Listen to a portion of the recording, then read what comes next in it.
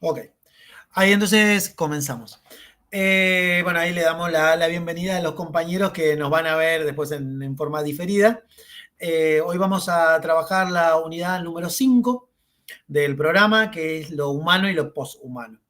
Recuerdan los textos, ¿sí? Hay 3 textos en esa unidad: el texto de Chavarría, el texto de Iluz y el texto de Paula Sibilia. No olvidar que de Paula Sibilia tenemos 2 materiales a lo largo del programa. El texto que vamos a trabajar hoy es El hombre posorgánico de esta autora. En realidad, en esta unidad son las 3 autoras, así que, bueno, nos vamos a referir a ellas. ¿Sí? No tenemos autores varones en este caso. Eh, Dudas, consultas a nivel general, ¿sí? Algún comentario que quieran hacer de la unidad. Yo después le voy a proponer un recorrido a partir de un recurso que quiero compartir con ustedes. ¿Los textos se entendieron? ¿Hubo alguno que tenga algún grado más de dificultad que el otro? Esto para mí es importante como para después, a medida que trabajemos en lo que voy a compartir con ustedes, está bueno como para que lo pongamos más en luz que otro, por ejemplo, ¿no? Yo creo tener una idea al respecto de qué autor o qué autora, perdón, puede llegar a costar más o es más o requiere de más elementos, pero bueno, sin lugar a dudas es una apreciación mía, por eso lo consultaba con ustedes. Bien, entonces si los 3 más o menos, si las 3 autoras más o menos refirieron la misma eh, accesibilidad, bueno, yo voy a compartir con ustedes un material, lo voy a hacer en partida doble, para que lo tengan también. Lo voy a poner en el chat. Le voy a poner el link porque si después ustedes quieren profundizarlo, también acá para los compañeros y las compañeras que van a ver esto en otra oportunidad, pero con ustedes voy a compartir pantalla para que veamos por lo menos así a grandes rasgos.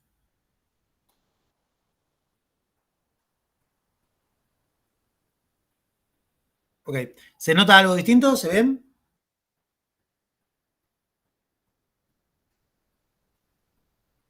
¿Sí? Acá hay Sí, una creo que noticia. compartió la pantalla. Ahí va, aparece. ¿Sí? La abuela británica que dio luz a su propio nieto. Sí, ¿Sí? Bárbaro. Bueno, esta noticia es del año 2016. ¿Sí? No sé qué ya, eh, si nos ponemos a hacer números, ya pasaron 8 años de esta noticia, que es una noticia que recorrió el mundo por varios aspectos. ¿Sí? Después vamos a ver cuáles le parecen que pueden ser esos aspectos.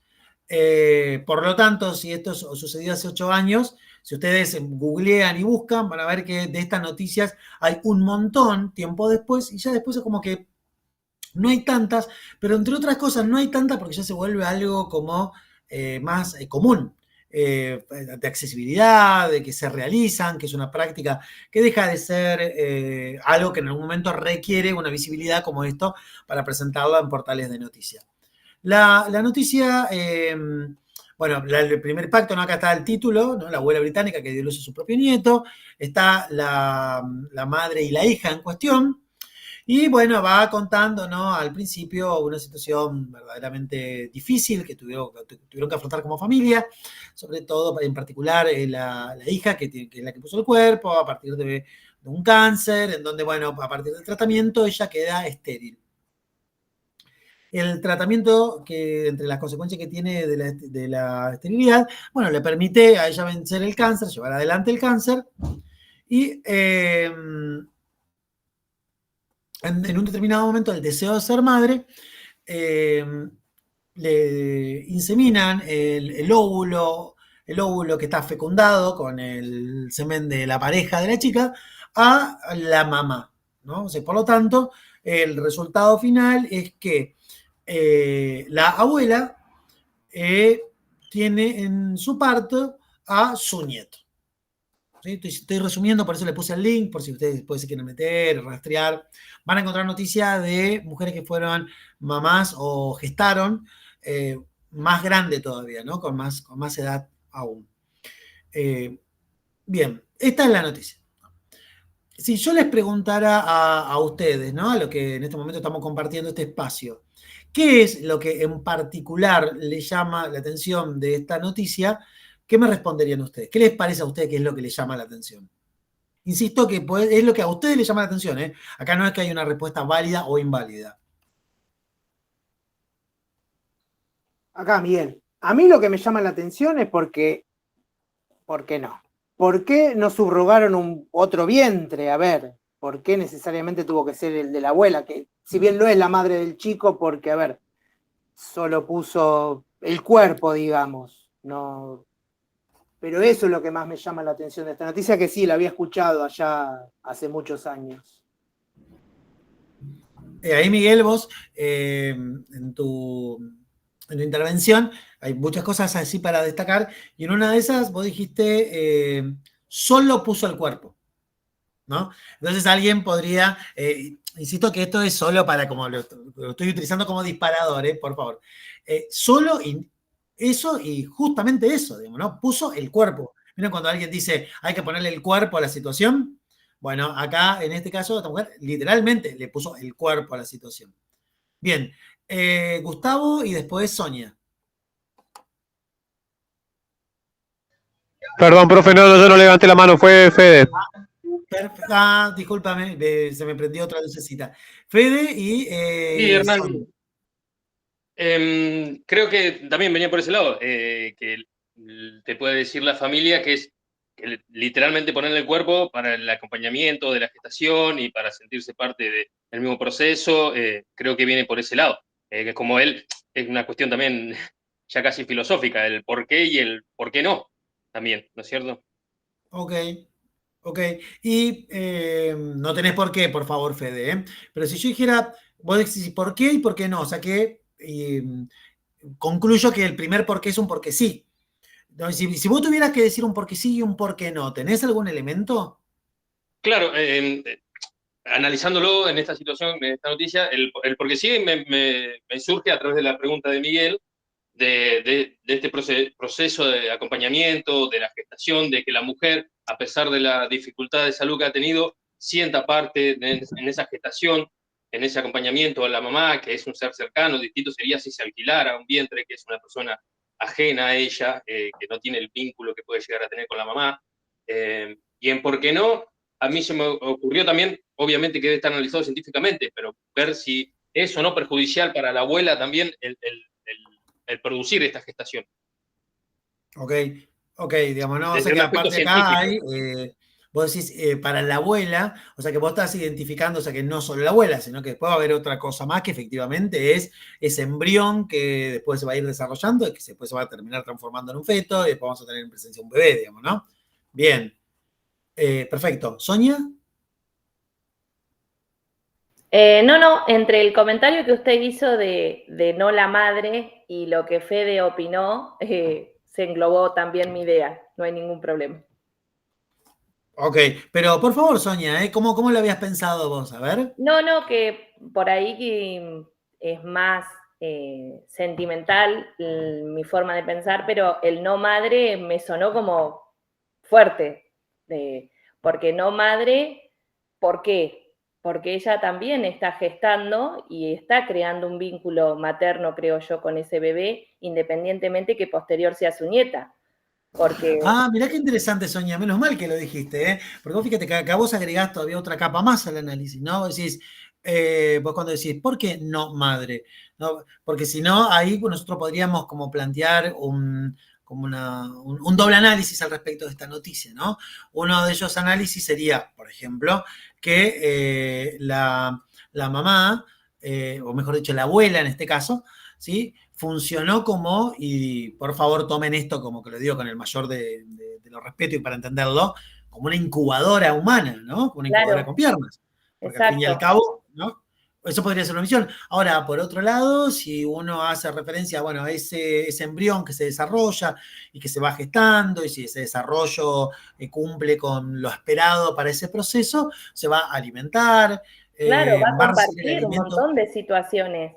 Y aparte no va a ser ajeno a la crianza de ese bebé tampoco porque es la abuela materna. O sea, hay muchísimos vínculos que se van a entrelazar y creo que psicológicamente van a desarrollar alguna secuela en una u otro lado, porque indiscutiblemente, por más que ella lo haya hecho desde el punto del amor más grande que le tenga a su hija, no deja de gestar.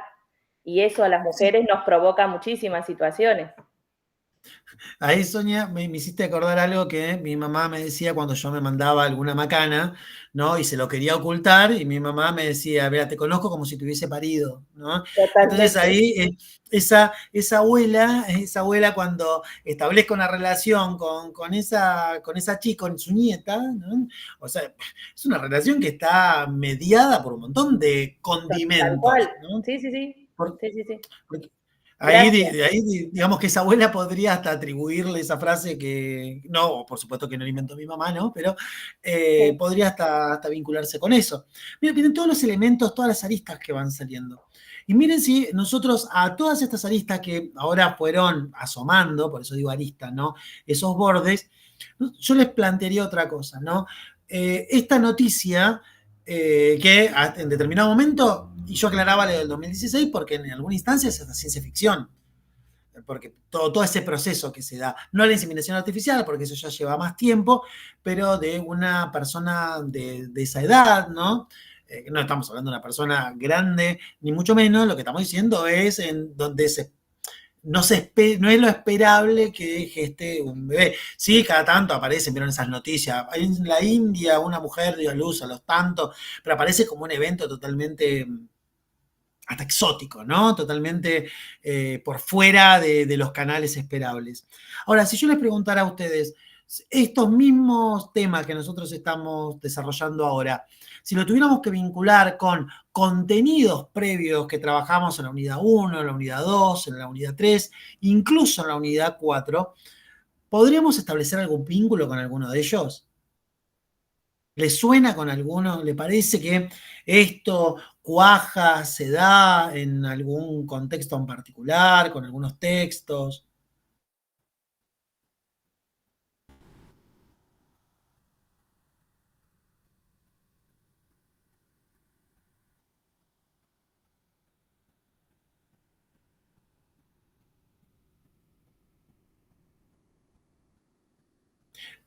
Mi pregunta, no, por favor, esto no.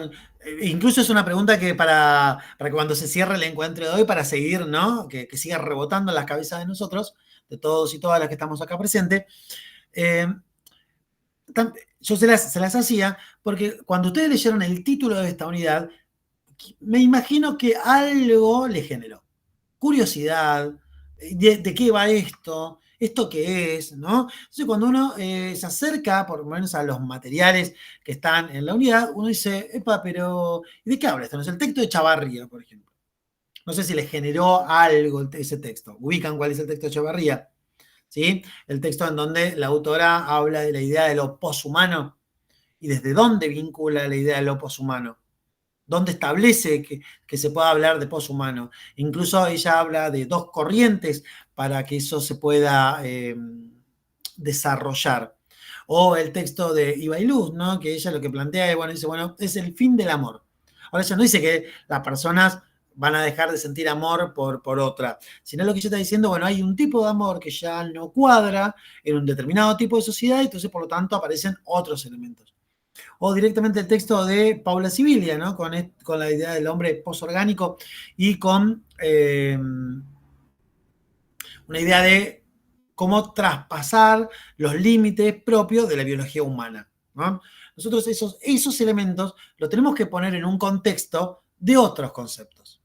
Perdón, disculpen, les hago una pregunta porque estoy acá, me está marcando que tengo una mala conexión. ¿Ustedes me escuchan bien?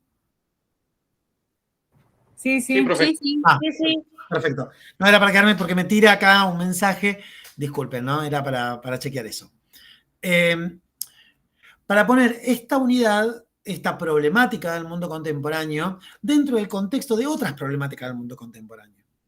Por ejemplo, nosotros en la unidad 1 trabajamos sobre las transformaciones en el mundo del trabajo, en la unidad 2 vimos sobre las transformaciones en la sociedad y en la cultura. Sí, Fede. Un poco para contestar la pregunta anterior que dejó picando, que por ahí cuesta ponerse a hacer retrospectiva de los textos y de todo lo que venimos trabajando y responderlo así tan rápido por ahí. Es un poco referirse a esto, a la cuestión de las tecnologías como herramientas y como capital del ser humano. Y está muy bueno también diseñada la currícula, que cómo venimos avanzando a través de las diferentes etapas y contextos históricos de las tecnologías, cómo fueron aplicadas a la revolución industrial, cómo fueron aplicadas en los diferentes procesos sociopolíticos, y que hoy en día nos lleva a un lugar en donde ya llegamos al punto de lo sobrehumano, de lo genético, de hacer una discusión filosófica y moral de las mismas. Porque como vos nos planteás este caso, no es azaroso y seguramente es muy singular, porque la discusión que aquí se plantea, y también es difícil este caso que nos traes para los hombres, nosotros, tener esa perspectiva de las mujeres y de la maternidad y lo que implica en la cuestión del ser y de lo moral, poder reconocerlo y poder verlo. Sí podemos llegar a tener una noción, pero como no vamos a poder ser madres, no lo fuimos, es imposible, como decís vos, te conozco como si tuviera parido, el acto mismo de reconocer, el acto mismo de crear vida adentro, es algo ya que tiene que ver con lo filosófico, con lo moral, con la cuestión metafísica del ser. Entonces estamos, como siempre, es importante y se discute sobre la posición del límite que lo impone lo social. Creo que pasa por ese lado, de decir, estas son las normas, ¿hasta dónde llegamos? ¿No es cierto? Es un poco la discusión que venimos diciendo en ayudar al hombre a ser mejor, a tener mejor calidad de vida, a producir más, o ayudar a llegar que el hombre deje de ser hombre. Entonces, creo que la relación en los textos anteriores es la evolución misma de las tecnologías en la humanidad, ¿no? Lo que tiene que ver con el proceso de lo social, de lo político, del humano. Bien, excelente. Yo voy a compartir otro. Paula, perdón, levantaste la mano, discúlpame. Sí, acotando lo que decía Fede, de o sea, lo que sería la evolución que está teniendo la ciencia, en el punto de que podés elegir si querés tener un varón o una nena, en lo que es en las inseminaciones. Entonces como que ya es, o sea, todo lo que repercute en la parte religiosa o moral, es como que ya está teniendo mucho manoseo del humano, algo que tendría que ser natural y como que te toca, dices. O sea, no estar eligiendo qué uno quiere, sino como que aceptar lo que da la naturaleza. Bien, a partir de de lo que comentaban, yo vuelvo a compartir acá una cosa.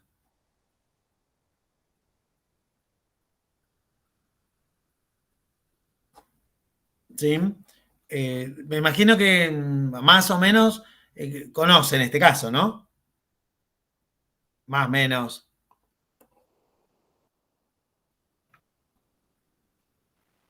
Sí, sí. De hecho, creo que fue el año pasado que Mirko ganó un Martín Fierro de Oro, creo, algo así en el cable, digamos, ¿no? O un Martín Fierro en redes. Bueno, una cosa así, ¿no? Todo un tema eso, digamos, ¿no? Pero bueno, otro tema que no. Pero sí, yo cuando elegí, como decía, creo que era Fede, cuando mencionaba que la elección de la noticia no era azarosa, si fuera esta noticia la que yo hubiese puesto primero, ¿genera lo mismo que la anterior? ¿Qué les parece?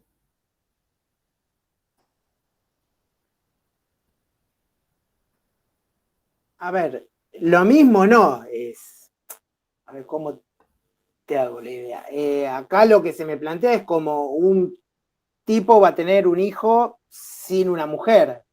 Eso es lo que a mí me llama la atención de este tipo de noticias, que también sé que no es el único que lo hizo. Ok, pero ahí tu pregunta, Miguel, atiende a porque él es solo, porque no tiene una pareja en ese momento, por ese lado, o sea, la idea de ser un padre soltero. A ver, lo veo como la gente que elige un sillón. A ver, a estas cuestiones así. Ya entro en un estado moral de la conversación, ¿no? Como que, y sí, estoy al pedo, ¿y qué quiero? Un hijo, y bueno, y me consigo un hijo. Lo veo como algo así a este tipo de cuestiones. Ah, ok. O sea, si nosotros pensáramos, por ejemplo, no sé, allá los textos de la primera unidad, el texto de Lazarato, por ejemplo, el tema de la deuda y el deseo, que esto se mezcla. Entonces, por ejemplo, yo acá tengo un deseo, entonces voy a satisfacer ese deseo. Tal cual. ¿Ok? Más o menos. Sí, Bien. tal cual. Bien. ¿Paula? Por ahí, o sea, yo noto de que como que no asusta tanto la noticia en el sentido de que como es más usual o más común ver de ir y comprar un vientre o alquilarlo que hacer que un familiar ponga el cuerpo, como que hace menos ruido. Eh, por ahí, que con lo que decía Miguel, lo tomo de que hay mucha gente que busca este recurso para no tener todos los problemas legales que uno puede tener con el otro progenitor. Bien. O incluso hasta legales o hasta, bueno, si yo no tengo a alguien con quien no quiero con alguien, ¿no? Justamente porque yo lo que deseo es la paternidad, no sé, tener un vínculo de pareja, digamos, como esté conformada la pareja, para tener un hijo, yo lo que busco es otra cosa, ¿sí? Eh, estas dos noticias, yo primero quiero decir una cosa, por favor, una aclaración que creo que quedó claro en todos los encuentros que fuimos teniendo y en el trabajo de las unidades. Acá no hay una respuesta simple a esto, no hay una respuesta por sí o por no, por está bien o por está mal.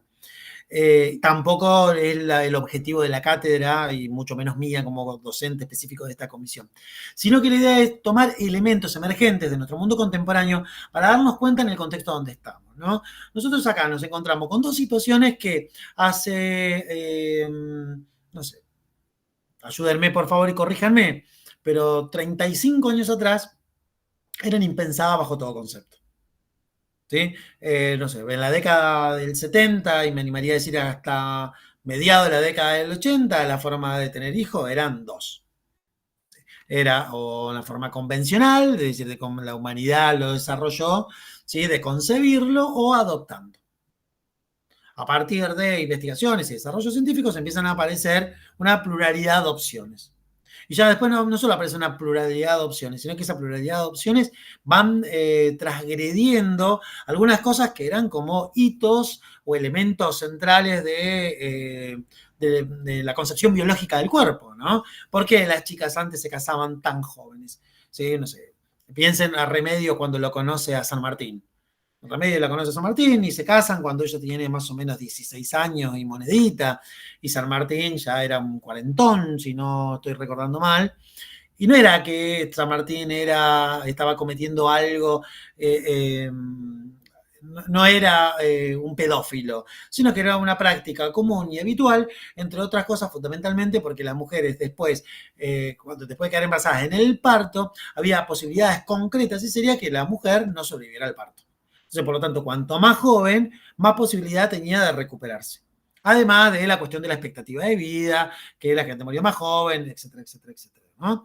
Entonces, acá de pronto, en esta noticia que veíamos primero de esta señora inglesa, no solo que van a inseminar la van a inseminar con el óvulo de su hija y el esperma de su yerno, sino que encima ya es una persona que pasó su edad biológica concebida pensada para poder gestar una vida.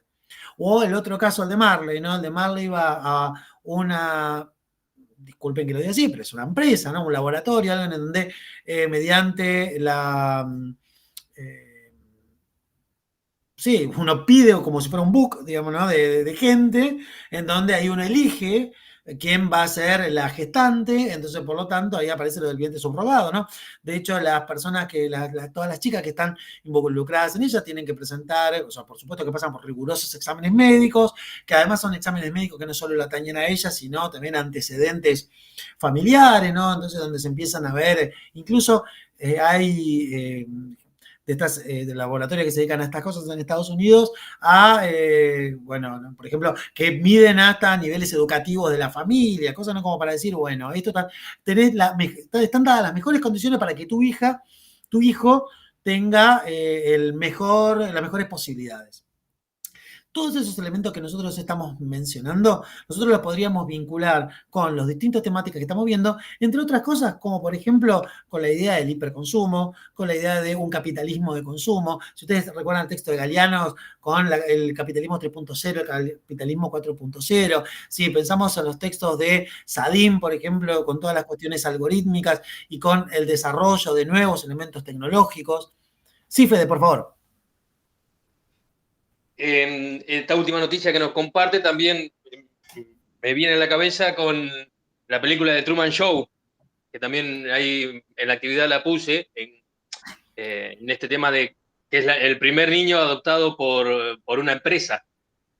Y que la justificación de la empresa también es decir, bueno, le estamos dando una posibilidad de una vida digna, de una vida, de un montón de cuestiones, y sucede también lo mismo, es relacionado, primero que es injusto porque es la noticia como nos cae a nosotros, porque ya le pusimos una cara a la segunda noticia, ya lo conocemos al personaje, entonces ya es bastante más objetivo. Y segundo que empieza todo esto del capitalismo, decir, bueno, sí, él tiene la posibilidad de irse a Europa y yo, ¿por qué no? Entonces ahí empieza todo lo que tiene que ver con lo social y las luchas sociales de poder, aplicadas también a las tecnologías, ¿sí? Es lo que es la ciencia y lo que es lo ontológico también. Exacto. ¿Sonia? Sí, y la diferencia entre las dos noticias también es que la chica no puede ser mamá porque tuvo cáncer. Y eso también la limita, y frente a eso no es lo mismo Marley, que él no tiene ningún condicionante de salud, a ella que ya lo tenía. Muchas veces una patología también hace que la mirada sobre esa otra persona sea desde otro punto. Quizás Marley, por ahí lo que choca es lo que están diciendo todos, que es la realidad. Elegir las características y yo quiero de esta forma y quiero que sea así y de esta otra manera, por ahí choca, porque la verdad que es como dice Fede, el que puede tiene esa forma y esa posibilidad, está genial, y el que no, pero bueno, hay otras formas también, que la vía de adopción es muy larga y uno eso ya lo sabe. Pero hay otras posibilidades que por ahí también no son tan chocantes. Ahí, fíjense, yo pongo ahora otra noticia más. ¿Sí? Esta noticia, Apple y Facebook ya tienen sus años, después, si quieren, les comparto el link para que después lo puedan, a ver, se lo hago ya, para que después la puedan buscar y ver con más detenimiento. ¿Sí?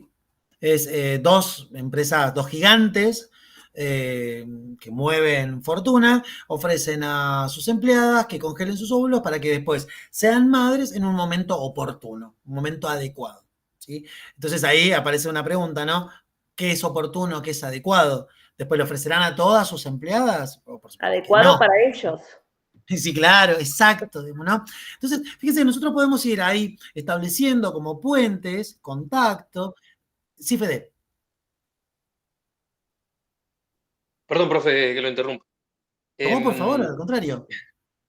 Claro, esto tiene que ver también con las relaciones de poder, ¿sí? Todos los discursos, todos sabemos que el ser humano tiene una parte ontológica, metafísica, y el ser humano pertenece a un sistema, ¿sí? Y ese sistema, de por sí, es una lucha de poderes, ¿sí? Constante, ¿sí? Nosotros en la vida misma tenemos desde las relaciones más íntimas hasta las relaciones laborales, todas las relaciones que nosotros podemos llegar a tener son de poder, ¿sí? Y nuestra opinión va a estar sujeta a según la posición que ocupemos en esa estructura. Entonces, hoy, si fuéramos Marley nosotros, y nos dijeran, es injusto, bueno, pero puedo. ¿Por qué no? Claro. Nuestra opinión sería diferente.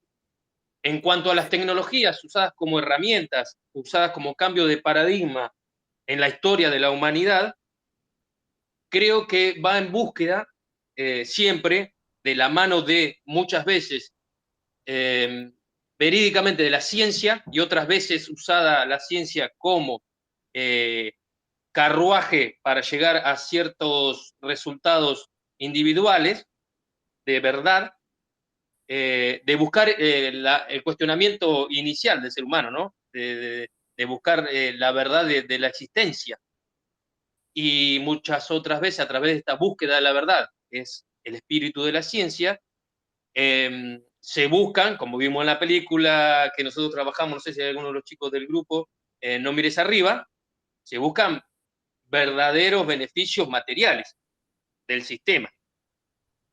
Entonces yo creo que, como decía la compañera, creo que era Paula, que nombraba la ciencia hoy, a ver, en nombre de la ciencia se podría hasta justificar movimientos sociales totalmente vetustos como el nazismo, ¿sí? Si vos estudiás, ellos van a estar convencidos de que realmente son una raza superior y que realmente le querían hacer un bien a la humanidad. Entonces, y no es mentira, en su contexto era una verdad. Entonces, la tecnología como herramienta de los procesos sociales viene a acercarnos a la verdad. Y yo creo que en el ser humano hay esto más personal, hay una búsqueda fundamental que debe ser la del equilibrio. Creo que los procesos sociales nos van llevando a ese equilibrio. Es como hoy, hace 20 años en Argentina se viene el movimiento feminista y todo lo que se ha logrado para bien con este movimiento, es decir, es la única normativa, es la única ley que ante una denuncia, por ejemplo, el acusado debe justificar que es inocente. Por ejemplo, entre todos estos casos, puede pasar que una mujer, por ejemplo, mienta sobre esta agresión que ha cumplido. ¿Entendés? Y esa es una injusticia que se crea a esa persona. No sé si me estoy explicando bien, si se me está entendiendo. En ese caso, sí, por ejemplo, está bien, van a suceder esas injusticias, pero el fin de la norma, de la ley, es solucionar el problema mayor.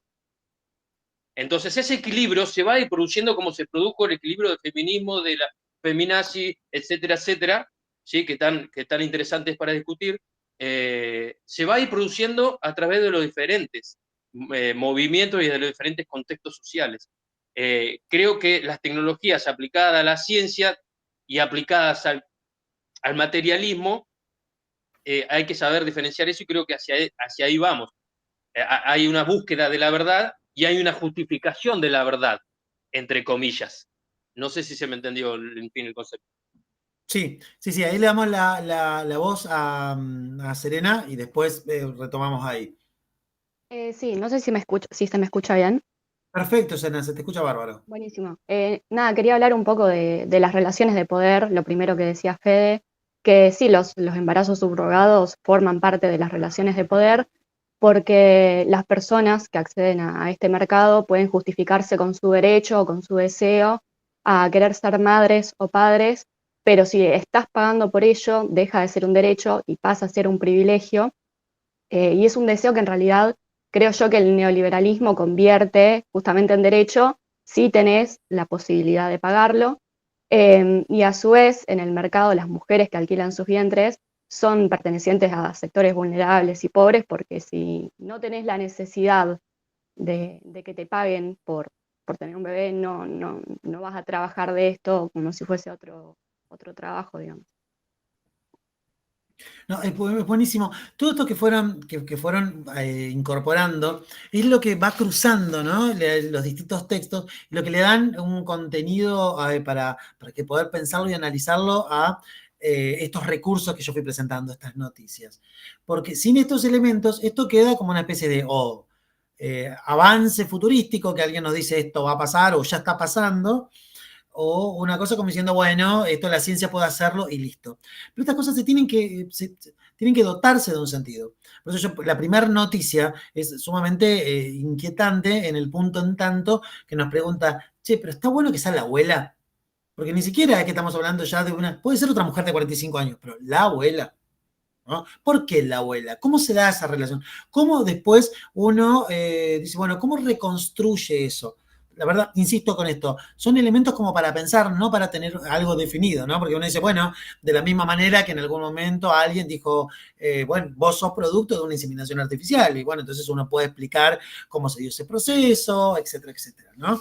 Pero o en el caso de Marley, ¿no? En el caso de Marley, él va y tiene que contratar un vientre subrogado porque la legislación de nuestro país no lo habilita. Nosotros no tenemos legislación al respecto. Entonces, por lo tanto, él logra ser papá a partir de, bueno, primero, como decía y muy bien Serena, digamos, ¿no? Que tiene los medios económicos, y decía Fede también, ¿no?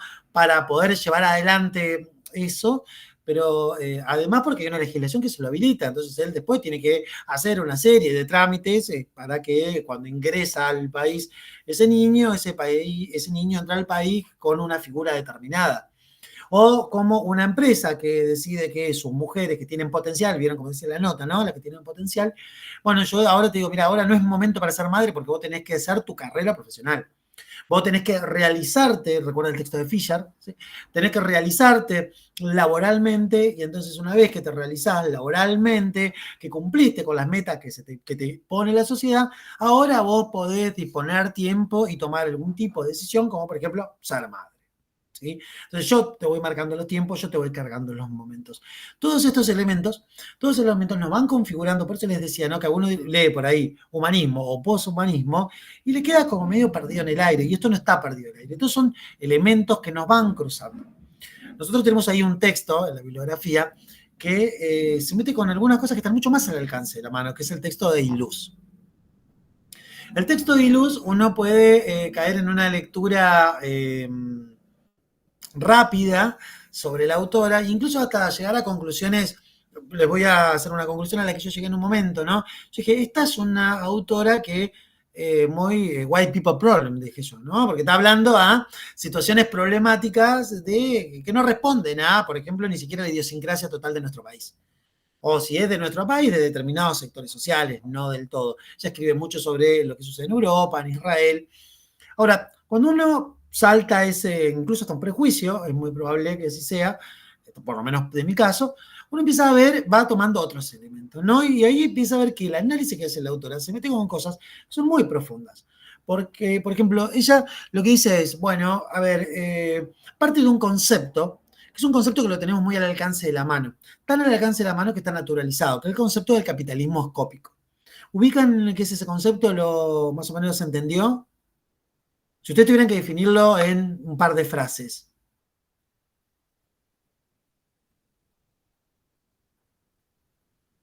Lo escópico, ¿con qué estaría vinculado? Si quieren, ya ni siquiera con el texto, con la idea de lo escópico, ¿no?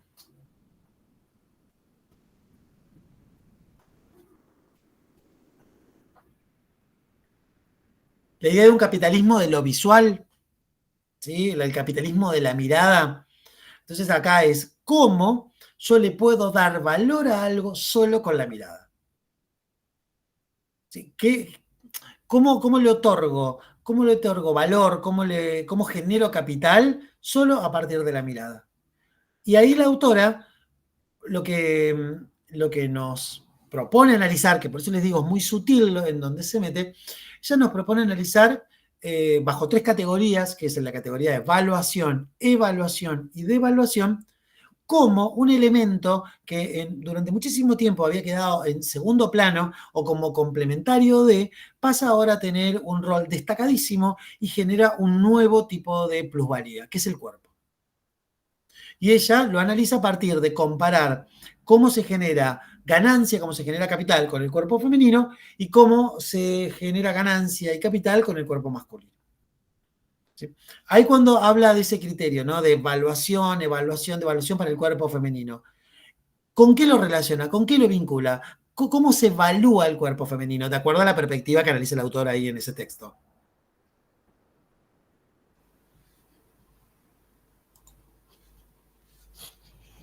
Sí, Serena y Paula.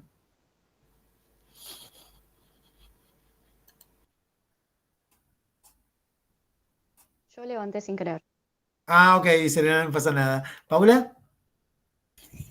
O sea, es mucho por los estándares de belleza que hay. Es como que apuntan, o sea, es más, hoy en día hay mucho del tema fitness, es como que el cuerpo perfecto tiene que estar marcado, pero es como que hay un comercio para todo, porque también están los que le gustan las gorditas, los que le gustan las feas, entonces se hace un mercado amplio, clasificado, de acuerdo a los gustos que tiene cada persona. Es más, algo actual sería las cuentas de OnlyFans.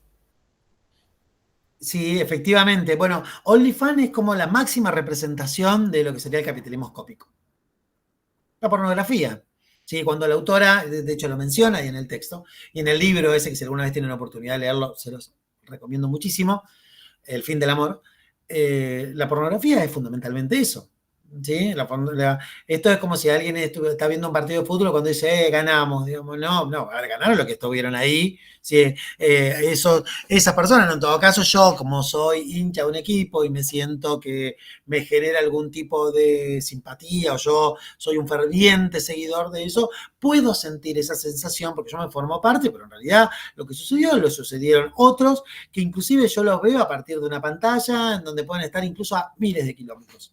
¿Sí? Pero yo siento eso, ¿no? Que estoy partícipe ahí, entonces por lo tanto yo a eso lo cargo de un valor afectivo, lo cargo de un valor económico, entonces pago una membresía para poder ver el partido, o quiero tener un determinado tipo de sistema, porque eso, no sé, piensa lo que sucedió con Messi yéndose a jugar el fútbol en Estados Unidos, y una plataforma inmediatamente, digamos, ofreciendo los partidos, entonces yo si quiero ver los partidos de Messi, tengo que pagar a esta plataforma, si no, no veo los partidos de Messi, y entonces si no me tengo que meter por internet con una página que es trucha, pero entonces, etcétera, etcétera. Fíjate, todo lo que se arma, ¿no?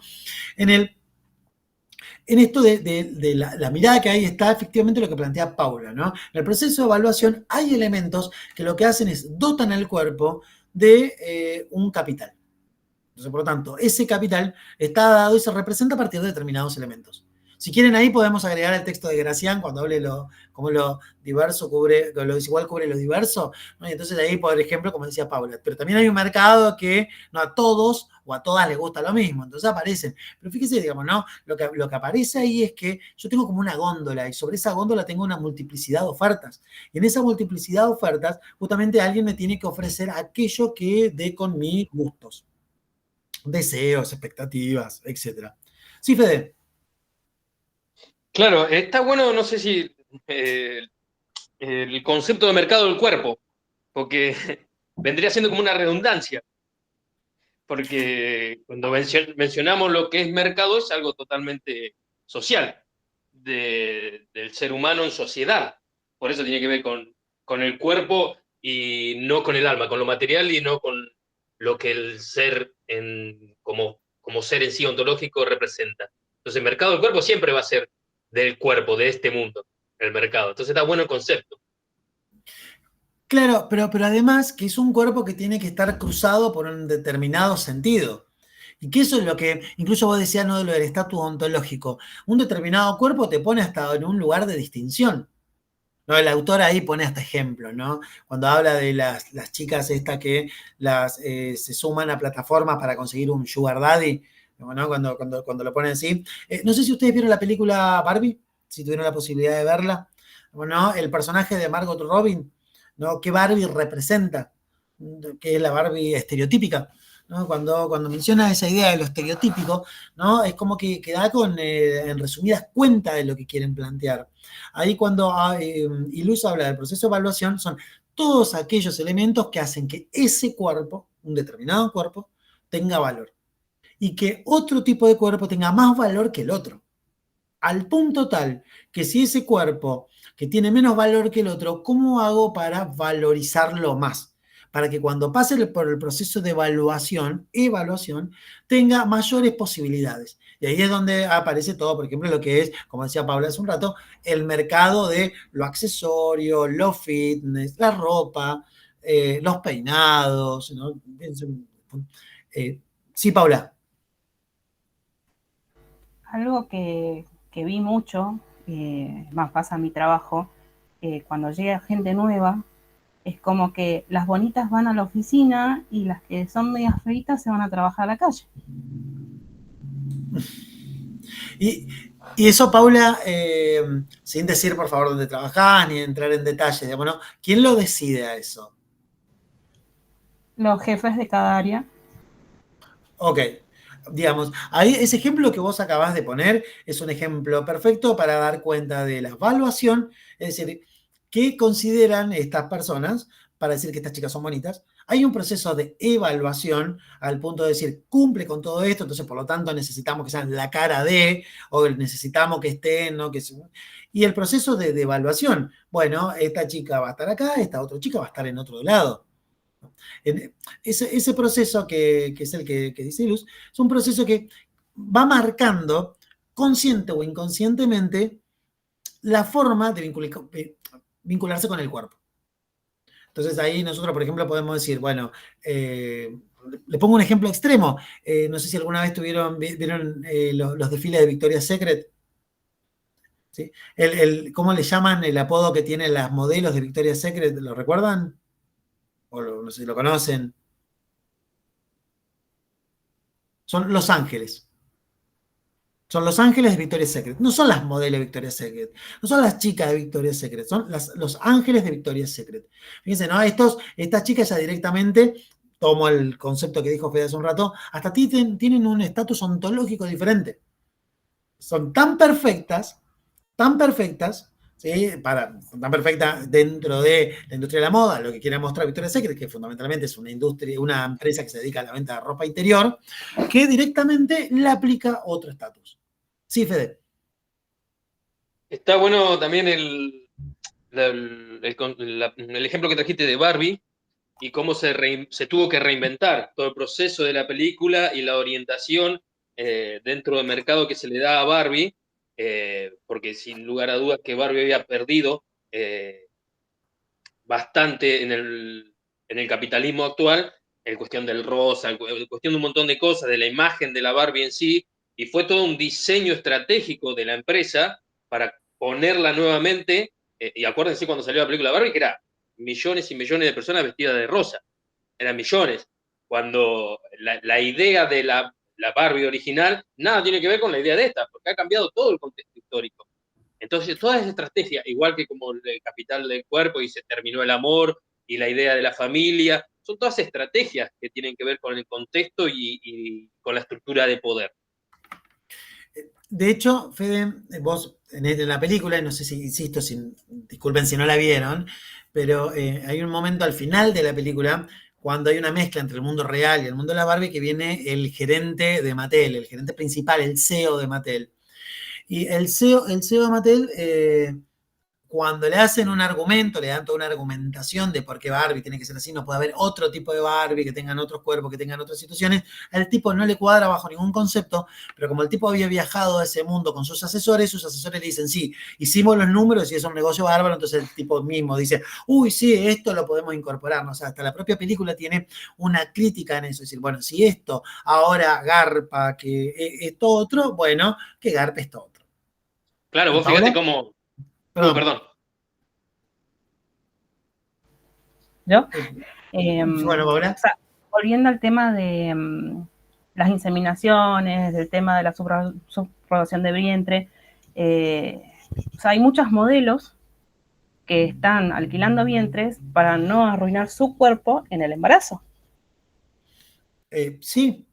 Sí, y por eso yo les decía, no, estos temas involucran más de un aspecto, porque uno podría decir acá el primer aspecto que prevalece o el que está en primerísima mano, piensa en el texto de Echeverría, piensa en el texto de Sibilia, es lo científico. Bueno, existe la posibilidad concreta y específica de realizar esto. Muy bien, tenemos esto y lo podemos hacer.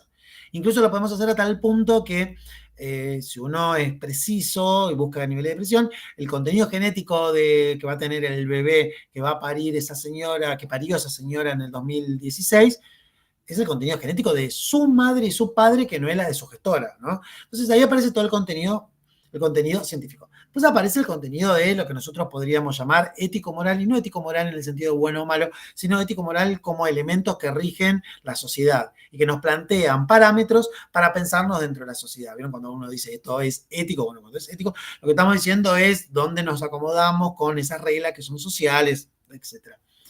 Después aparecen elementos que tienen que ver con, como lo que decía Pablo recién y que mencionábamos anteriormente, digamos, ¿no? Bueno, si yo soy modelo, yo como modelo tengo una vida útil. Qué horrible como lo estoy diciendo, digamos, ¿no? Pero es eso. Es esto, por ejemplo, me imagino que esto le va a ir pasando a las jugadoras, a las deportistas profesionales, a medida que ganen tanta plata. A las tenistas les pasa mucho, que son dentro de las deportistas profesionales mujeres las que más ganan, que bueno, mientras están disputando torneos y tienen posibilidad de ascender en el ranking y por lo tanto generar mayor capital económico, un embarazo, imagínense, es estar una determinada cantidad de tiempo por fuera de las canchas. Para alguien que compite a ese nivel, un año es una ventaja enorme que quizás no pueda recuperar nunca. Entonces tiene que pensar que, bueno, tiene una determinada cantidad de tiempo porque después es finito eso que puede hacer. Incluso ahí nosotros podríamos pensar la idea del hombre posorgánico, ¿no? Que dice Sibilia, bueno, ¿cómo podemos hacer para alargar los tiempos del cuerpo? Yo recuerdo cuando era chico, uno decía, un jugador de fútbol, ya no, ese ya está grande. ¿Cuánto tiene? 32 años. ¿Sí? Ya después pasaban el umbral de los 30, digamos, ¿no? Y ya era un jugador grande, que yo. Hoy hablamos de un jugador de 30 y no le digo que hablamos de la plenitud, digamos, ¿no? Pero si bien quizá no tiene la misma potencia física que unos años antes, pero se dice que, bueno, tiene el físico, lo acompaña y cómo, y encima tiene la madurez propia. Incluso sabemos que hay jugadores que se han retirado a los 30 y largos, 40 años también. Y cada vez más común esto, ¿no? Entonces ahí, entre otras cosas, ¿por qué? Y porque los deportistas, sobre todo deportistas hiperprofesionales, tienen dieta determinada, complementos vitamínicos, ejercicios determinados, etcétera, etcétera, etcétera, etcétera. Este tipo de cosas son las que nos plantean estos dilemas, ¿no? Porque entonces ahí lo que aparece es, bueno, entonces, ¿cuál es el límite? Y no solo cuál es el límite, sino que en realidad, como te plantea el texto de Echeverría, ya no es ni siquiera cuál es el límite, sino cuál es la idea de la identidad. Por eso ella cuando plantea la idea de que hay una identidad poshumana, ella lo abarca con dos corrientes. ¿Se acuerdan cuáles son esas dos corrientes? La cibernética es una, y la otra...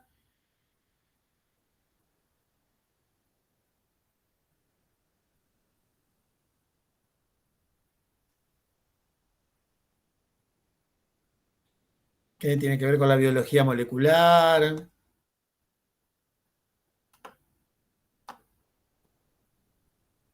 Las biotecnologías, ¿no son? Ahí vamos, digamos, ¿no? Toma dos elementos, ¿no? Lo cibernético y las biotecnologías. Si uno tuviera que establecer, por ejemplo, una diferencia entre una y otra, ¿pudieron encontrar algún elemento como para decir, bueno, con esto se refiere a y con esta se refiere a?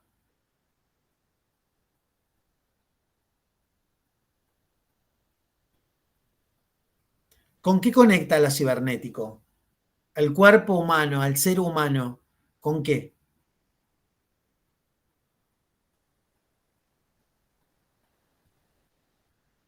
Ahí con las máquinas, ¿no era que Ahí va.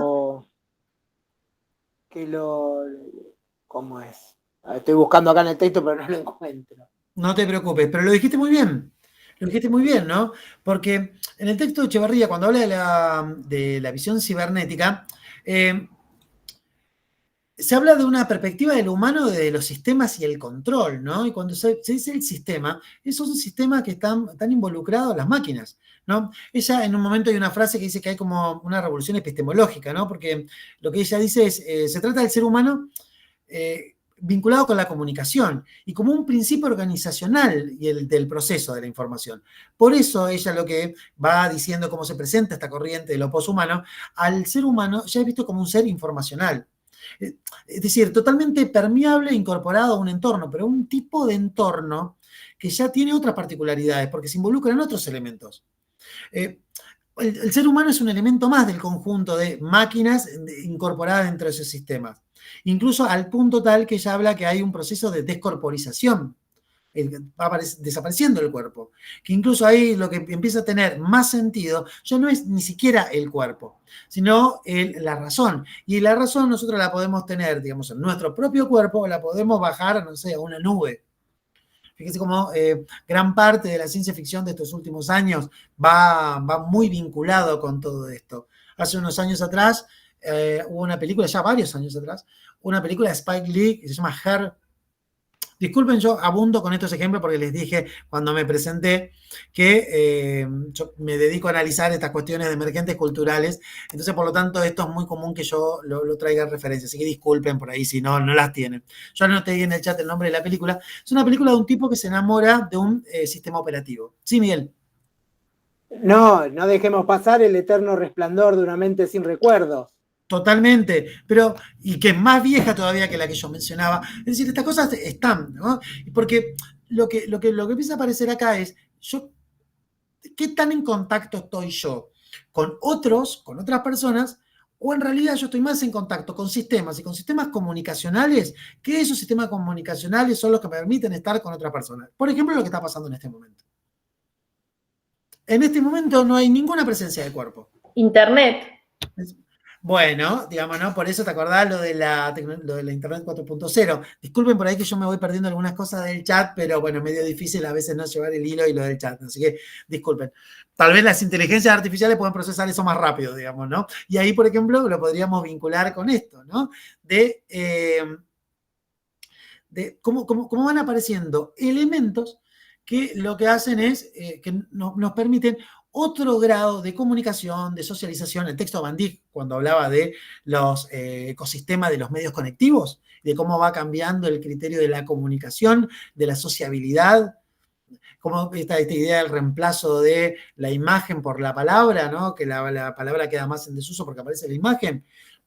Por ejemplo, un ejemplo que voy a relacionarlo con algo que desgraciadamente fue muy desagradable, me imagino que para todos y para todas. ¿Se acuerdan durante la pandemia de los Zumplaños?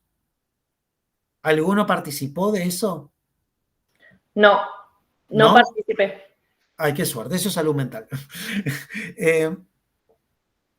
Perdón, estaba diciendo lo que decía el chat. Sí, Pedro. Fede, perdón. Sí, esto también relacionó lo que yo le decía, que hay dos corrientes, ¿no? Uno que, en cuanto a las tecnologías aplicadas a la sociedad. Uno, en cuanto al avance tecnológico que tenemos hoy en día, no difiere de aquel que surgió en la Revolución Industrial, ¿no es cierto? En optimizar el sistema, en hacer un mundo mejor para todos. Es como yo traía la otra vez la declaración de Elon Musk en cuanto a decir, va a llegar un momento en que va a haber pocos trabajos que la robótica no puede hacer. Entonces eso va a generar un desempleo total, que solamente va a ser solucionado a través de la asistencia económica, porque va a ser tan eficiente, estas palabras de Elon Musk, el sistema capitalista, que va a sobrar dinero y se le va a poder dar asistencia a aquellos que ya perdieron el trabajo por las máquinas. Entonces yo digo, se le quita la capacidad al ser humano, la capacidad natural del ser humano, por sí, de la mano de obra, pero yo me pregunto también, si esto fuera posible, ¿sí? Que todo el mundo viviera sin trabajar, yo creo que sí, una gran mayoría estaría de acuerdo en quedarse en su casa y recibir dinero y poder hacer lo que se le canta. Pero también hay una discusión moral de decir, sí, pero me estás quitando mi potestad natural, mi propiedad natural de la mano de obra. Y hay otra corriente que lo que busca es esto, la cuestión ontológica, ¿no? A la idea de jugar a ser Dios, a la idea de reproducir al ser humano, dejar de lado el cuerpo. ¿Sí? Yo veía la otra vez una entrevista sobre las inteligencias artificiales que se le daban un montón de textos a una inteligencia artificial, ¿sí? Y dentro de esos textos había algunas frases fuera de contexto absolutas, como diciendo, no sé, el burro come zanahoria, ¿no es cierto? En textos científicos.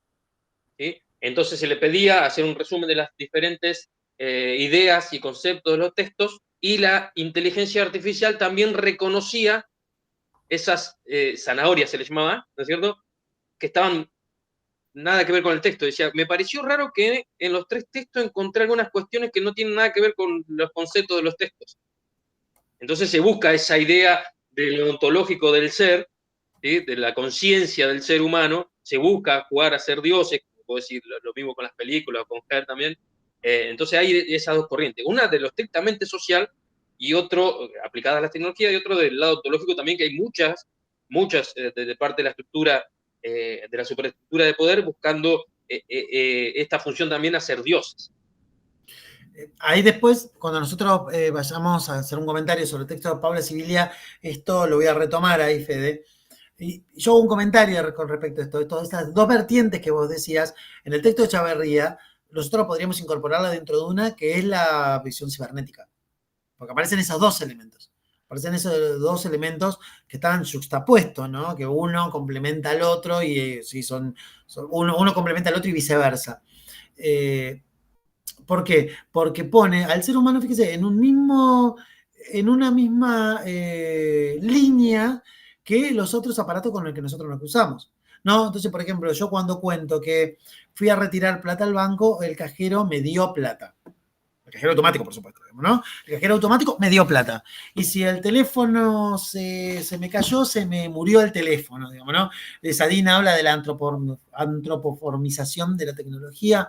Bueno, ¿por qué? Porque estos elementos terminan siendo tan significativos para nosotros que terminan teniendo un estatus, ¿no? Y entonces el teléfono ya no es una parte que es un aparato que me permite para determinadas cosas. Y fíjense qué antiguo que soy que digo teléfono, ¿no? Que justamente los celulares son cualquier cosa, menos eso, porque nosotros no hablamos, o muy poco, solamente cuando respondemos, por ejemplo, a alguien que nos quiere vender algo, si no, prácticamente no hablamos, o por lo menos la mayoría, digo, no quiero una generalización, por favor.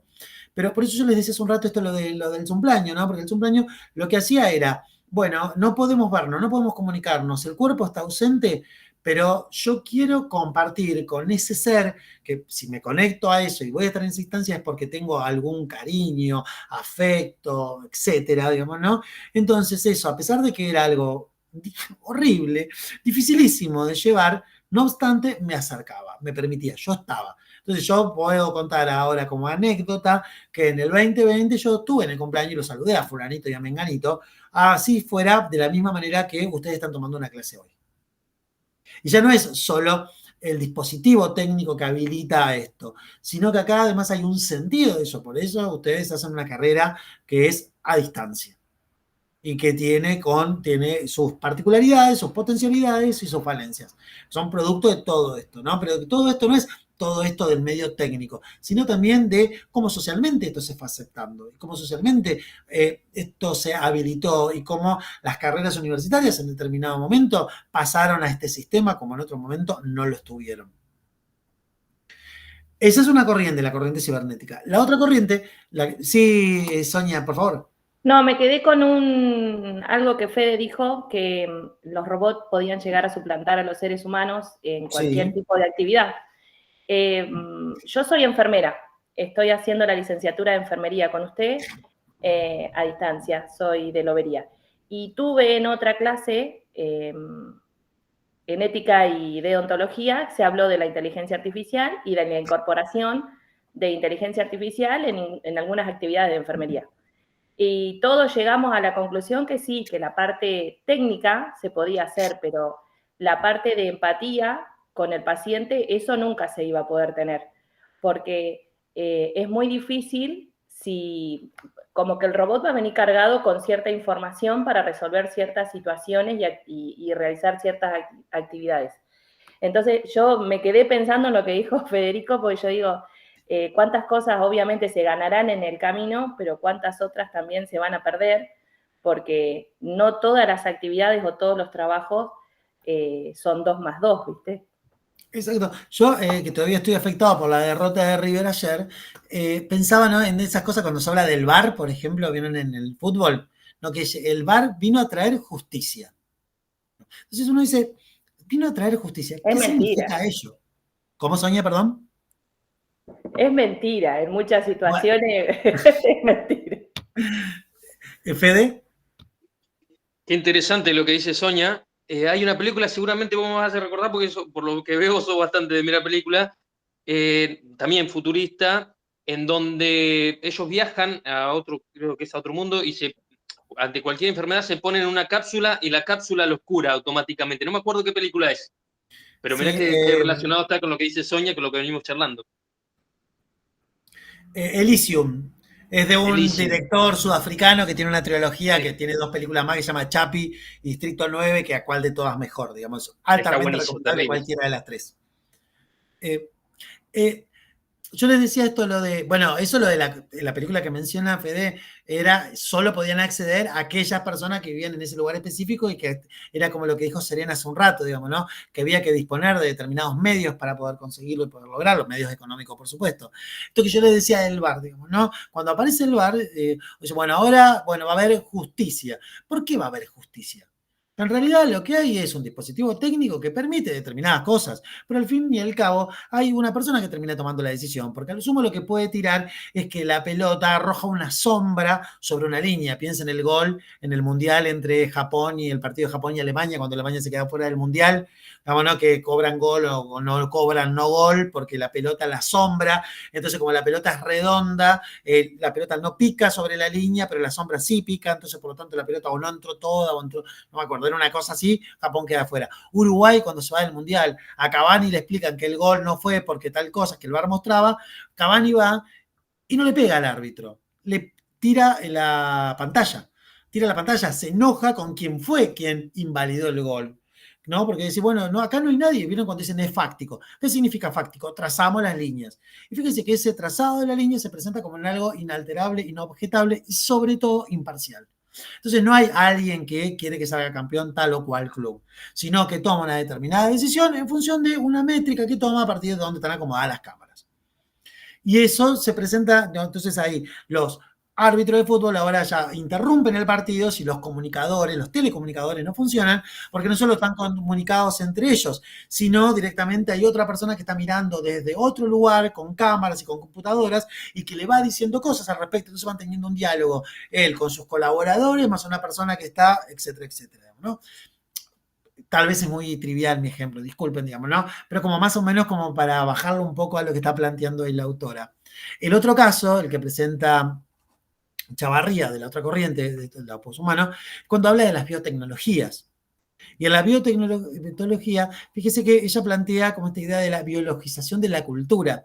De hecho, estamos en presencia de algo que cada vez es muy común. No sé si ustedes estuvieron scrolleando en algún momento. Cuando uno está scrolleando, que aparecen un montón de reels y aparecen esta gente que te dice, bueno, vos ahora para hacer mejor lo que haces, tenés que hacer tal cosa. Entonces, respirá de tal manera, tomá 2 vasos de agua, hacé tal cosa, mirá un coso a la pared. Después, vieron que porque esto está probado que permite que las neuronas hagan tal cosa y no porque el cerebro humano que funciona con otra cosa.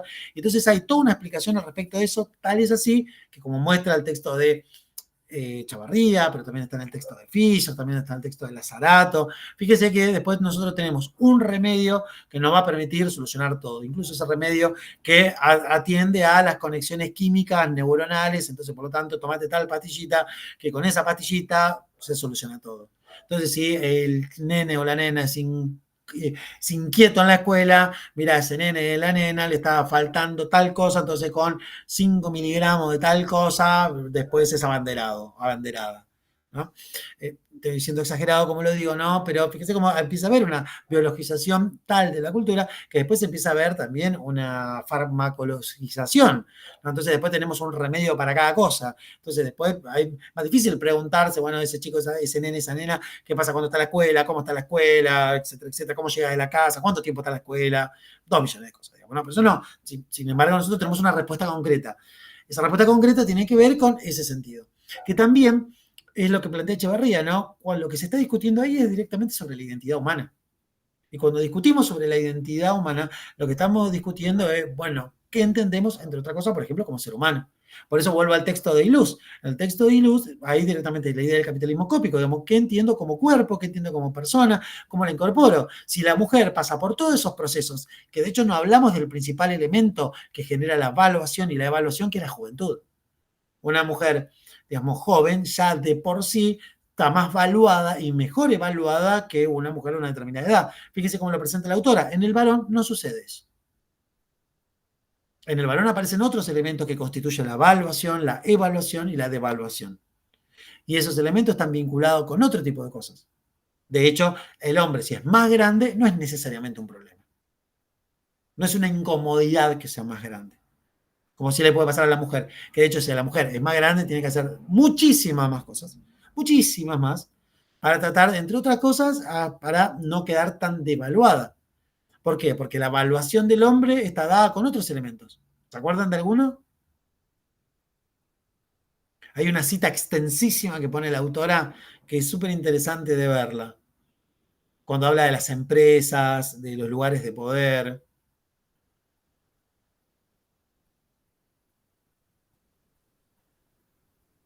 Todos habrán escuchado la frase billetera mata galán. La evaluación lo plantea la autora. ¿Sí soñé? Sí, la hemos escuchado. Esa frase vendría a dar cuenta de la evaluación masculina. Y el hombre, cuando es valuado el hombre para después ser evaluado, bueno, entre otras cosas, por ejemplo, por su poder económico, por sus conexiones políticas, sociales, etcétera, etcétera. Miren eso esa noticia que anda dando vuelta de Leonardo DiCaprio, que cuando las novias cumplen 25 años parece que tuvieran fecha de caducidad. ¿Sí? Y sin embargo, él sigue creciendo. Él sigue envejeciendo. Ahora, vos sos novia de Leonardo DiCaprio, bueno, mirá todo el universo que se te presenta. La cantidad de gente Y con la que... eso también te da un estatus. Sí, Ser claro. pareja de, pertenecer a un grupo, ser Exacto. conocido de, eso De la también. misma manera del estatus que le da al varón tener determinada mujer que es evaluada de determinada forma. Sí, Serena. totalmente. Y en el proceso de evaluación de la mujer, obviamente, entra la idea de, creo que era de Paula Sevilla, del cuerpo obsoleto como materia prima que es modificable a través de, en este caso sería a través de operaciones, por ejemplo, no sé, de nariz o de los senos. Nada, eso. Sí, totalmente. De hecho, yo recuerdo en los 90, digamos, ¿no? Sí, podríamos poner una extensa cita, además la que mencionan en el chat de una compañera, pero en los 90 cuando uno decía, pero todas las mujeres son iguales en determinado momento, que aparte después no fue solo mujeres, fueron varones, recuerden cuando a Menem le picó la avispa, digamos, ¿no? Que también se había puesto Botox, etcétera, digamos, ¿no? Pero en las mujeres son mucho más, incluso hay hasta determinados parámetros, ¿no? Porque, por ejemplo, si es una actriz, de acuerdo a qué papel va a actuar, tiene que tener determinado cuerpo, ni les digo, como menciona ahí la autora, como menciona Luz, la industria pornográfica, el tipo de cuerpo que tiene que tener la mujer, ¿no? Que tiene que tener exagerada, determinadas partes del cuerpo, digo exageradas, muy exuberantes, entonces por lo tanto se hacen implantes que incluso van en contra de la propia, de la propia salud del cuerpo, ¿sí? Agreden su cuerpo al ponerse esos implantes, ¿pero por qué? Porque tienen que cumplir con determinados cánones que están establecidos. Esos cánones establecidos habilitan a que, bueno, entonces sí tenés posibilidades de, no tenés posibilidades de. Entonces ahí tomo lo que dice Serena, ¿no? Esa sería, ahí es donde apunta la idea de lo posorgánico que habla Sibilia, ¿no? Dice, bueno, ella plantea el cuerpo que fue visto durante muchísimo tiempo como una diferencia entre un hardware y un software. Entonces el hardware, yo lo puedo actualizar, perdón, el software, disculpen, lo puedo actualizar, ahora el hardware en determinado momento se vuelve obsoleto. No, se vuelve obsoleto, vuelvo al ejemplo que puse de los deportistas, ¿no? Cuando van llegando a una determinada edad, que empiezan, bueno, ya estoy cerca del retiro, ya no puedo afrontar estas cosas, bla, bla. Cuando aparece esta idea de lo post-orgánico, quiere decir que aparece un elemento que pueda hacer que el cuerpo vaya más allá de aquellos límites que están establecidos por incluso la propia naturaleza. Por eso la noticia que vimos al comienzo, ¿no? Esta mujer de 45 años va a gestar un bebé, ¿no? Va a gestar un embrión que va a ser un feto que va a ser un bebé. ¿Por qué? Porque ahora sí se la puede hacer. ¿Por qué? Porque tiene los medios adecuados y necesarios para llevar adelante eso. No solo la inseminación, sino que además preparar el cuerpo, como decía alguien hace un rato, para que ese cuerpo pueda llevar adelante todo ese proceso que, caramba, que debe tener un montón de elementos. Por eso, Sibilia, cuando habla de estos temas, ella cita, como para darle un contexto teórico, dos corrientes, la corriente prometeica y la corriente fáustica. Las ubicaron, que son dos corrientes científicas que tienen estos nombres en alusión a un mito griego y a una novela, Prometeo, no sé si lo tienen a Prometeo, el que le roba el fuego a los dioses griegos, le roba el fuego a los dioses y se los da a los hombres. Los dioses lo castigan, porque los hombres a partir de eso se empiezan a independizar de los dioses, y lo condenan a estar atado en una montaña, y va a venir un águila gigante todas las noches y le come las entrañas, que se regeneran durante el día, hacia la noche se lo vuelven a comer, y ese es un castigo eterno que va a tener hasta que Hércules lo libera, bueno, en la mitología griega, ¿no? Porque Prometeo tiene un acto altruista cuando hace eso. ¿A qué me refiero con un acto altruista? Él le da a la humanidad, le da algo para que la humanidad tenga como un despertar, tenga otro desarrollo, a costa de ese sufrimiento terrible que va a tener durante la eternidad. Prometeo. Esa es la visión prometeica de la ciencia que presenta Sibilia. Es una visión en donde hay una búsqueda de aquello que la humanidad le conviene, pero le conviene a partir de cumplir con determinados límites éticos morales. Entonces, por ejemplo, no es que yo no solo tengo la disponibilidad científico-técnica de inseminar a esta mujer de 45 años, sino que debo inseminar a esta mujer de 45 años. Entonces, ¿qué va a pasar cuando en el desarrollo de ese niño, esa niña, después cuando esté configurando su identidad? ¿Cómo va a ser? Etcétera, etcétera. Bueno, aparece la pregunta. Entonces, la pregunta tiene que habilitar a que alguien se diga esto, ¿por qué? ¿Para qué? ¿Con qué sentido? ¿Sí? O sea, yo siempre pongo el mismo ejemplo, que es muy trivial, pero piensen ustedes la cantidad de medicación que hay con respecto a temas a medicación de psicofármacos, y piensen lo atrasado que estamos todavía en elementos para combatir el Chagas. El mal de Chagas existe hace muchísimo, pero sin lugar a dudas, psicofármacos se consume en forma masiva y lo hace un montón de gente.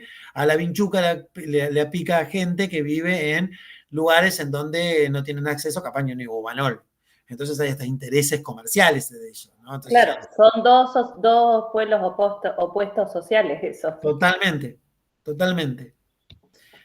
Frente a esa corriente, la corriente prometeica, Paulo Sibilia presenta la corriente fáustica, de Fausto, ¿no? De Goethe, no sé si lo leyeron, el tipo que le vende el alma a Mefistófeles, ¿no? Al diablo, a una de las advocaciones del diablo, a una de las versiones del diablo, y que le cambia su alma a cambio del conocimiento, de tener conocimiento, de poder tener el conocimiento. Entre otras cosas porque Fausto estaba enamorado de una chica y bueno, qué sé yo, hay toda una historia, por supuesto, una novela muy buena si tienen la oportunidad de leerla.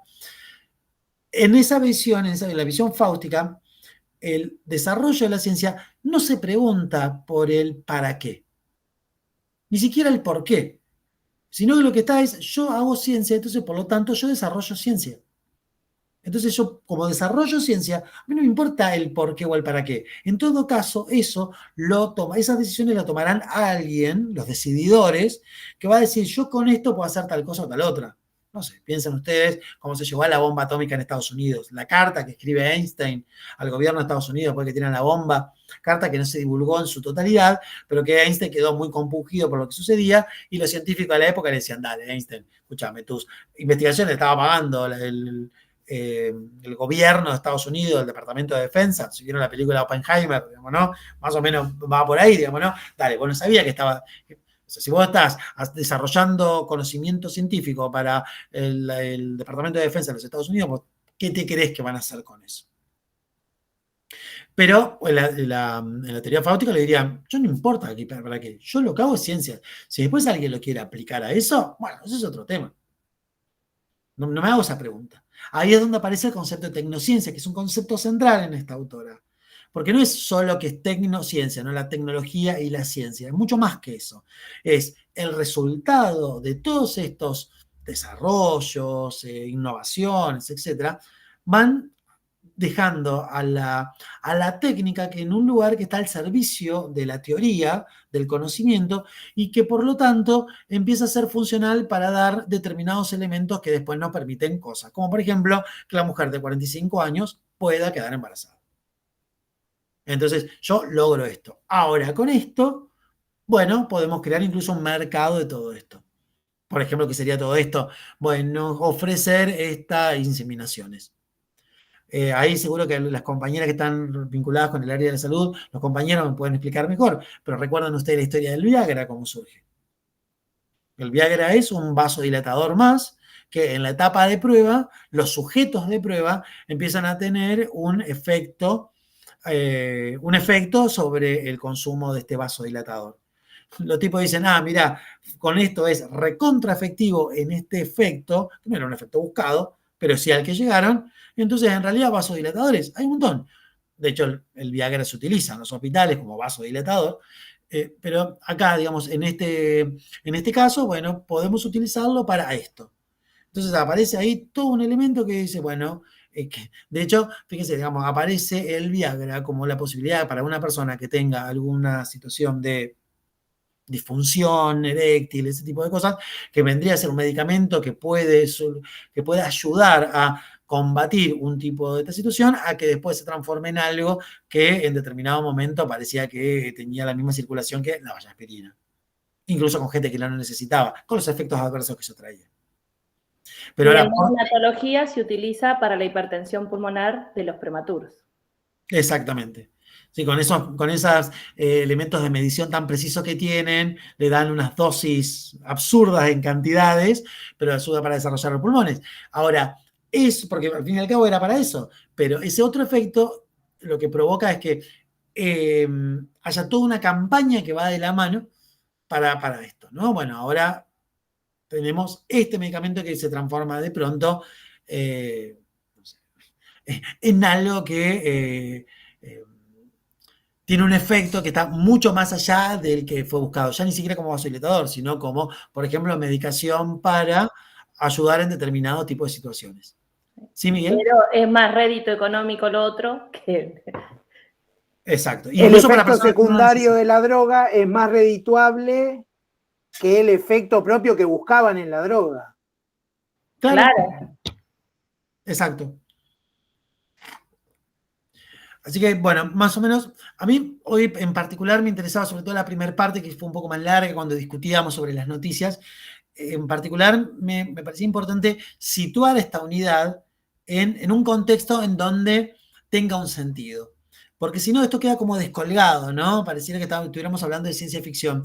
Y lejos de eso, son nuevos emergentes del mundo contemporáneo, tan contemporáneo que en algunas de estas cosas nosotros lo tenemos incorporado, naturalizado, pero no lo vemos como un emergente, sino que lo vemos, por ejemplo, como algo que irrumpe, pero que no lo vemos conexión.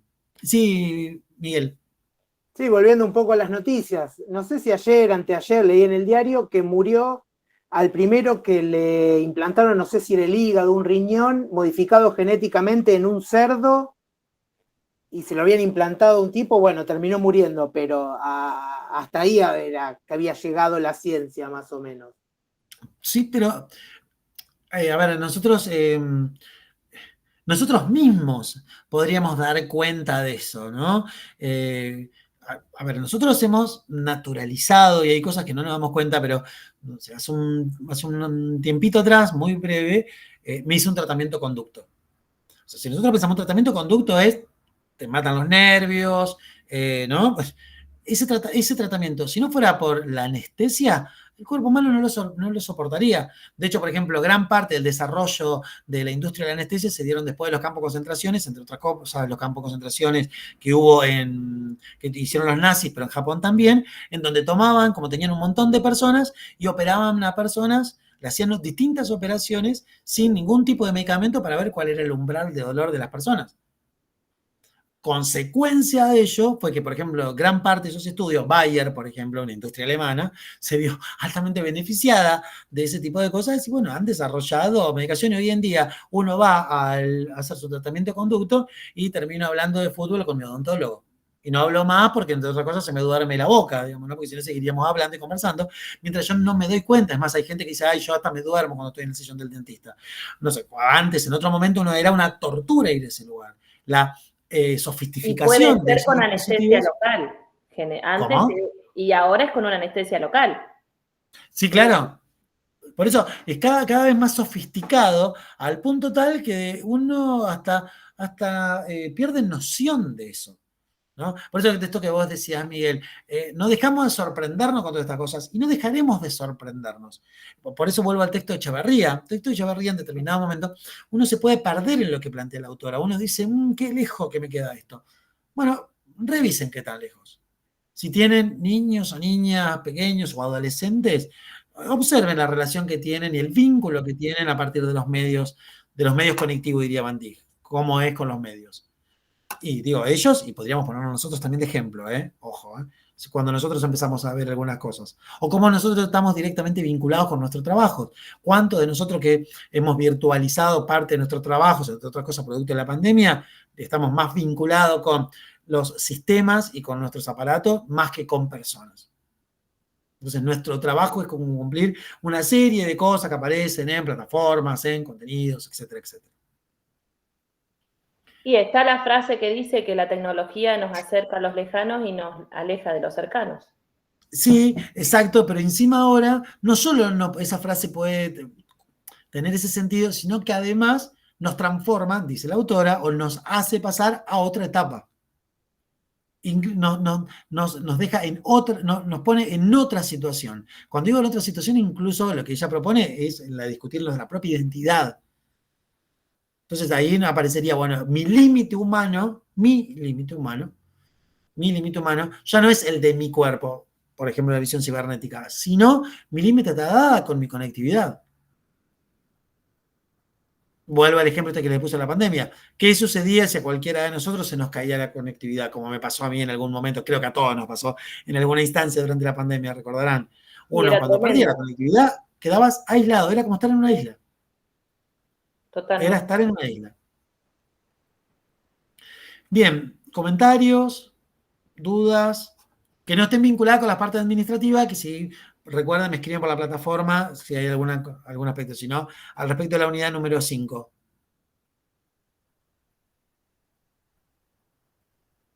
Bien, entonces yo ahí... perfecto. Entonces yo ahí voy a detener la grabación.